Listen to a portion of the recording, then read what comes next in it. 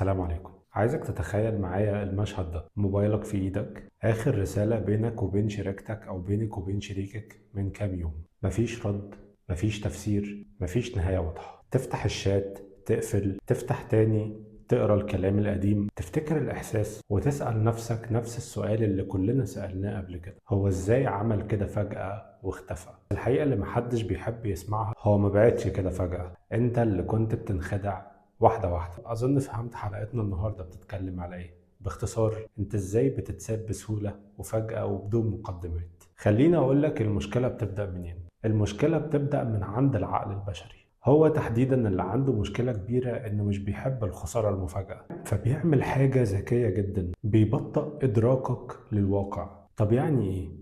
يعني العلاقة لما تبدأ تضعف، دماغك ما بتقولكش فيه مشكلة، دماغك بتقولك عديها مش مستاهلة. وده اللي بيخليك تعيش في علاقة بتنهار وانت فاكر انها ثابتة، مع ان مفيش علاقة بتنهار من غير اشارات. بس الاشارات دي نادرا بتكون درامية، هي بتيجي في شكل حاجات صغيرة جدا. مثلا اهتمام بيقل مع الوقت، ردود اقصر من المعتاد، حماس اقل في الكلام، اختفاء بسيط بس بيتكرر. المشكلة ان الحاجات دي مش واضحة كفاية انها تخليك تمشي، فبتعمل ايه؟ بتقنع نفسك انها مش مهمة. مثال: مثلا في الاول كان بيقولك طمنيني لما تروحي، او هي تقولك طمني لما توصل. بعدها بقى بيقولك خلي بالك من نفسك. بعد شوية بطل يقول اي حاجة. لو ده حصل مرة واحدة كنت هتحسي، وكنت هتحس بده بسهولة، بس لانه حصل تدريجي اتبلع. عشان كده بيقولوا دايما الاخطر من الحب هو التعود. انت مش بتتمسك بالشخص بس، انت بتتمسك بالاحساس اللي بيجيلك منه. احساس ان في حد بيسأل عليك، ان في حد مهتم، ان في حد موجود. فلما الاحساس ده بدأ يقل، بدل ما بتمشي بتعمل العكس، بتتعلق اكتر.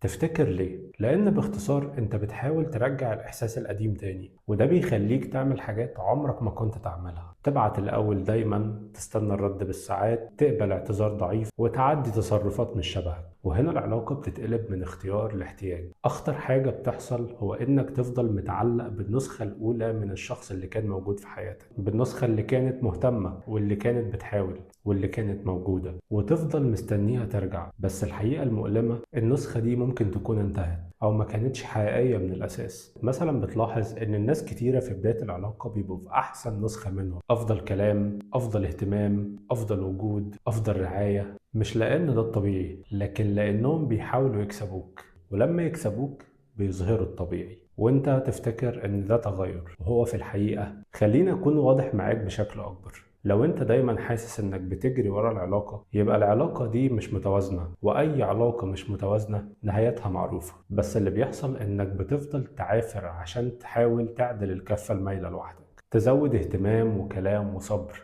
وكمان تدي اعذار، لحد ما توصل لمرحلة انك بتدي 90% من العلاقة وشريكك بيديك 10% بس منها. وفي اللحظة دي بندرك انه مش محتاج يمشي من العلاقة، انت بالفعل بقيت لوحدك. فخلينا نرجع للسؤال الأساسي: ليه الناس بتمشي فجأة؟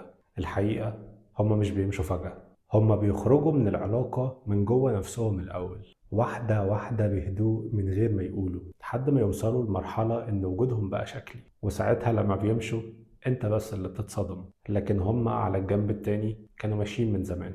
اللي حصل معاك مش غباء ومش ضعف، ده طبيعي لأنك إنسان. بس المهم إنك تتعلم من ده. ما تتجاهلش الإشارات الصغيرة، ما تتمسكش بنسخة قديمة من حد، ما تحولش العلاقة لاحتياج. والأهم من كل ده، ما تستناش النهاية عشان تفهم البداية. يمكن المشكلة مش في إنهم سابوك فجأة، جايز المشكلة كان إنك متمسك بحاجة كانت بتسيبك من غير ما تاخد بالك. العلاقات يا صديقي تبان إنها معقدة، لكنها برضو مش سهلة. الفكرة هو احنا بنقبل مين في حياتنا وبنتعامل معاه ازاي. هل الشخص اللي معاك بيتغير للأحسن ولا بيتغير لنسخة تانية انت مش فاهمها؟ الفكرة انك عندك اشارات كتيرة تقدر تبين لك حاجات كتيرة قوي في العلاقة، مش مجرد انك تستنى في النهاية. انت ممكن تعرفها وتفهمها من البداية. بس يا سيدي، ده اللي كان عندي اقوله لك النهارده. اتمنى تكون الحلقه عجبتكم. يا ريت ما تنسوناش من اللايك والسبسكرايب وتفعلوا جرس التنبيهات عشان يوصل لكم كل جديد. كان معاكم محمد المصري. سلام.